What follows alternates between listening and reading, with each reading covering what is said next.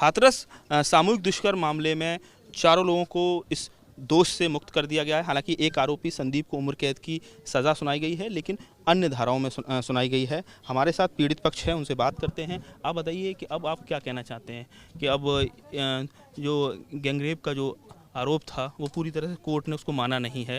हालांकि 304(1) और SC/ST act में ज़रूर आजीवन कारावास की सज़ा सुनाई गई है। क्या कहना चाहेंगे?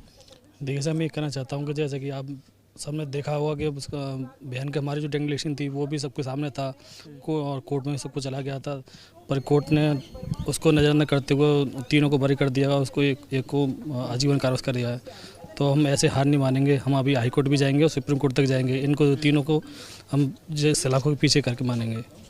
तमाम जो गवाहों के बयान, तमाम साक्ष्यों के आधार पर चाहती हूँ कुछ कि जो हमारे घर की बिटिया थी ना, अगर एक मौत हुई है तो उसके बदले में एक ही गुनहगार है, चार उसके साथ में गुनाह नहीं कर सकते हैं। हमने खोया है तो एक को बस जेल में डाला, एक ही है गुनहगार। मैं इसमें ये कहना चाहती हूँ कि इतने सब सारे शुरू से लेकर एंड तक योगी जी का इस पे हाथ है। उन्होंने ठाकुरवादी बना के रखा है देश में, ये सब भ्रम फैला के रखा है, जाति जाति में लड़वा रहे हैं, धर्म में लड़वा रहे हैं ये लोग। ये बीजेपी वालों ने ये धंधा बना लिया है कि किसी लड़की के साथ में कोई भी रेप हो, गैंग रेप हो, कुछ भी हो, सब साफ कर देते हैं, 2 सेकंड में साफ कर देते हैं। क्योंकि इनकी सरकार जब तक रहेगी बहू बेटियों की इज्जत ऐसे ही लुटती रहेगी। वो कभी स्वतंत्र नहीं हो सकती इस देश में, कभी नहीं। कोर्ट तो स्वतंत्र है ना मैडम? कोर्ट भी आज कोर्ट का नतीजा हमारे सामने आया तो कोर्ट हमें अब इस पे भरोसा नहीं रहा, क्योंकि आज हमारी बहन के साथ हुआ है, सबके सामने दिखाएगा तो भी उसको सब झुटका कर दिया गया। सबूतों गवाहों के होने के बावजूद भी कोर्ट ने आज वही काम किया जो नहीं करना चाहिए था।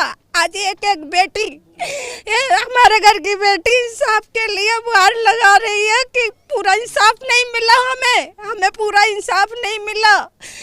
हमारी आगे जाएंगे आप लोग? जाएंगे हम लोग। हमारी जो वकील मैम थी उन्होंने इतना संघर्ष किया हमारे साथ में, इतना सब कुछ किया है। कोर्ट रूम में जब जिस कोर्ट रूम में धमकी मिल सकती है तो समझो उसके कोर्ट में न्याय नहीं मिलेगा, धमकियाँ ही मिलेगी, आंसू मिलेंगे। आज मैं सुबह से आई हूँ, रो रही हूँ सुबह से, है उसमें न्याय नहीं मिला, उन्हें न्याय नहीं मिला है। सिर्फ एक बेटी के मौत न्याय नहीं मिला तो अब हाई कोर्ट कब? हम लोग हाई कोर्ट भी जाएंगे, हम सुप्रीम कोर्ट जाएंगे। हमें पूछिए सवाल, न्याय नहीं है। सुरक्षा उपलब्ध कराई गई, पुलिस लेकर आती है। क्या चीज? क्या करेंगे अभी आपकी जो एडवोकेट है उन्हें सिक्योरिटी उपलब्ध कराई गई, पुलिस लेकर आती शर्मिंदगी है इस चीज पे। हमारे साथ में इतना सब गलत व्यवहार करने के बाद में उन्हें छोटी सी सिक्योरिटी प्रदान की है तो कोई बड़ा एहसान नहीं किया है। मैं पूरे विश्व में जो होने वाली नंबर आ रही हैं जो, तो वो मैम के लिए उन्होंने सिक्योरिटी मांगी तो क्या SP साहब ने सिक्योरिटी दी है? हैं तो वो भी सिक्योरिटी। हाँ बोलिए। घर में जो नहीं करेंगे, अस्थियों का विसर्जन नहीं होगा जब तक हमें पूरा न्याय नहीं मिलेगा। चारों के साथ में वही सलूट होना चाहिए। जैसे हमारी बहन, हमारे घर की बेटी तड़प के गई है ना, उसी तरीका से ये सलाखों के पीछे होंगे तब अस्थियों का विसर्जन होगा। हाँ पूछिए। और क्या रहने वाला? हम लोग ये कहने चाहते हैं कि जैसे कि आज करा गया, ये हमारे बहुत ज़्यादा दुख हुआ है इस बात का, क्योंकि जो बहन हमारी चली गई हाथों से अपने।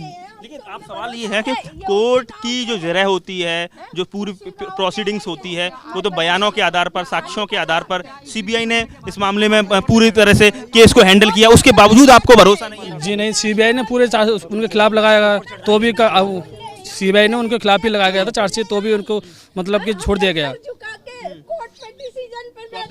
जो पीड़ित पक्ष है वो, उनकी आंखों में आंसू है और कहीं ना कहीं वो इस फैसले से निराश हैं, हताश हैं। उनका कहना है कि कहीं ना कहीं उनके साथ न्याय नहीं हुआ है और उनके घर में जो उनकी जो मृतका है, जो जिनकी जान गई थी, उनकी जो अस्थियां रखी हुई हैं, अभी भी उनका विसर्जन नहीं किया जाएगा।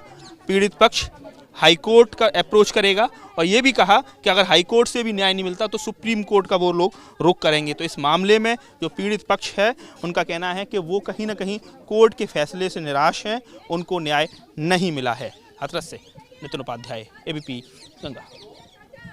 हाँ, हाथरस बुलगड़ी सामूहिक दुष्कर्म मामले में स्पेशल जज SC ST तो लोकपाल सिंह ने आज अपना फैसला दे दिया है। इस मामले में सभी चारों आरोपियों को दुष्कर्म या सामूहिक दुष्कर्म से पूरी तरह से दोष मुक्त किया है। हालांकि जो मुख्य आरोपी संदीप, उसको ज़रूर आजीवन कारावास की सज़ा अन्य धाराओं में हुई है। हमारे साथ पीड़ित पक्ष की वकील सीमा कुशवाहा हैं। मैडम, आपने लगातार पहले दिन से ही इस केस को आप लगातार कोर्ट में रख रही थी, इस पूरे मामले को, लेकिन क्या देखती हैं, निराश हैं, क्या कहना चाहेंगे? एक और बात आपको बताना चाहूंगी कि जिस तरीके से नैरेटिव भी चलाया गया था, परिवार के ऊपर ही एलिगेशन लगाया गया, तो मेरी तो पहली प्रायोरिटी ये थी कि इस परिवार को फॉल्सली इम्प्लीकेट करने से मैं बचाऊं।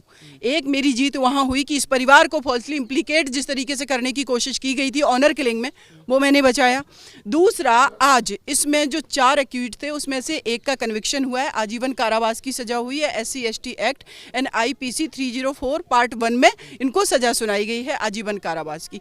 3 को बरी कर दिया गया है। उसके लिए हम अपील में जाएंगे, हमारे पास जजमेंट है, ऑब्जर्वेशन क्या है कोर्ट का, क्यों एक्विटल किया है, इन सारी चीज़ों पर हम देख करके अपील करेंगे। इसमें लगातार इतना हाई प्रोफाइल केस था, पॉलिटिकल पूरा हो गया था मामला, पूरे देश की नज़रें थी, तो क्या रहा जब आपने साक्ष्य रखे, गवाहों के बयान कलमबद्ध हुए, तो ये चीज़ें कमज़ोर कहाँ रह गई आपका पक्ष? अगर आप कह रही हैं कि ये सारी चीज़ें कहीं ना कहीं चीज़ें ठीक से नहीं बात मैं आपको एक चीज़ थोड़ा सा बैक में ले जाऊंगी।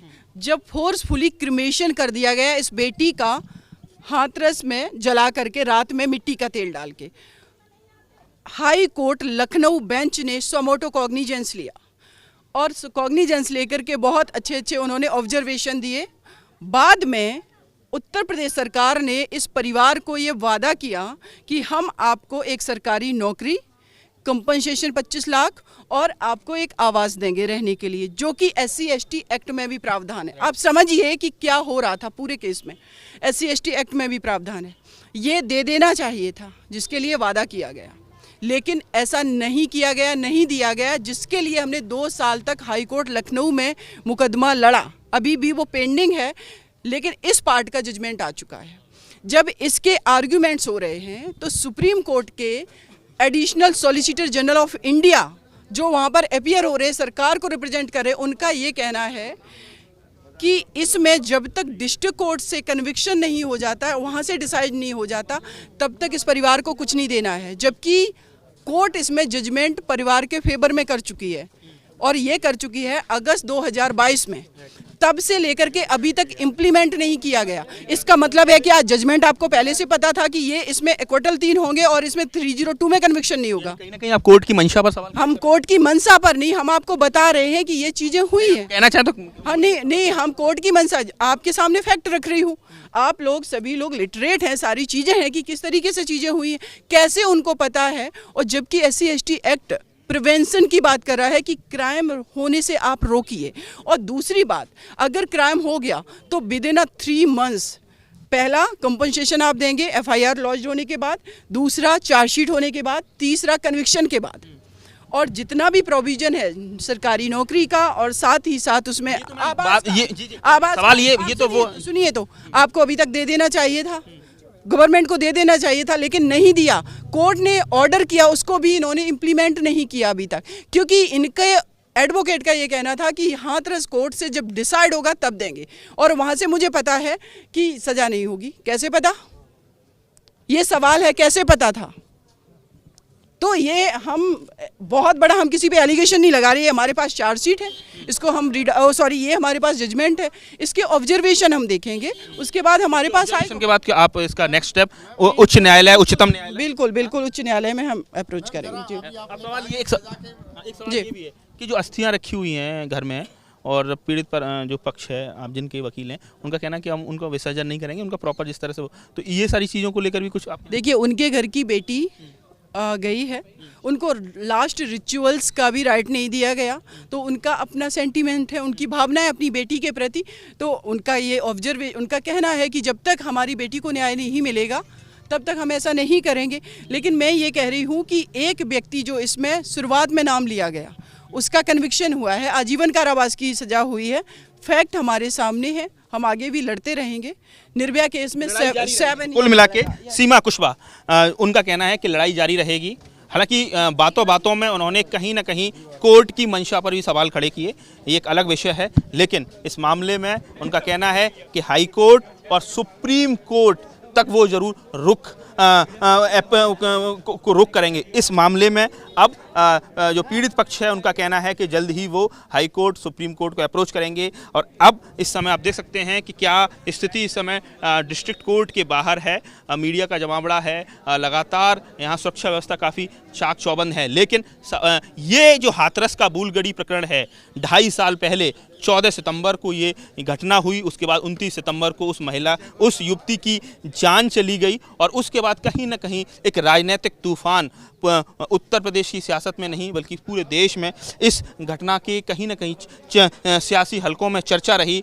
तमाम दलों के बड़े नेता बूलगढ़ी पहुंचे, फिर चाहे वो राहुल गांधी हों, प्रियंका गांधी हों, तमाम अन्य दलों के बड़े लोग। और इस मामले में सरकार ने सबसे पहले एसआईटी गठित की और उसके बाद इस जांच को सीबीआई को हैंडओवर किया और सीबीआई ने इस मामले में चार्जशीट दाखिल की और उस पर लंबी बहस हुई है। करीब 3 दर्जन से के करीब जो कहा जाए गवाह हैं उनके बयान कलमबद्ध किए गए, कोर्ट के सामने रखे गए, तमाम जो एविडेंस हैं उनको रखा गया। उसके बाद फाइनली आज स्पेशल जज SC/ST त्रिलोकपाल सिंह ने अपना फैसला सुना दिया है।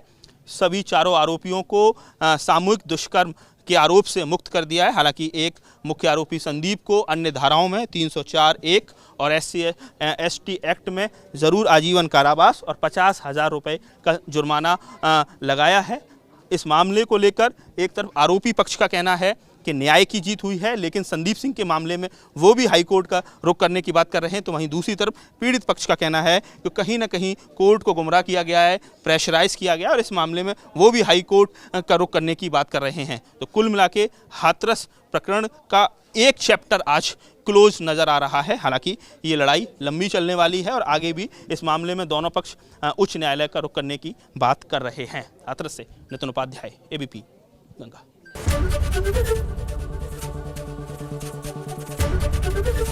ABP गंगा, खबर आपकी, जुबान आपकी।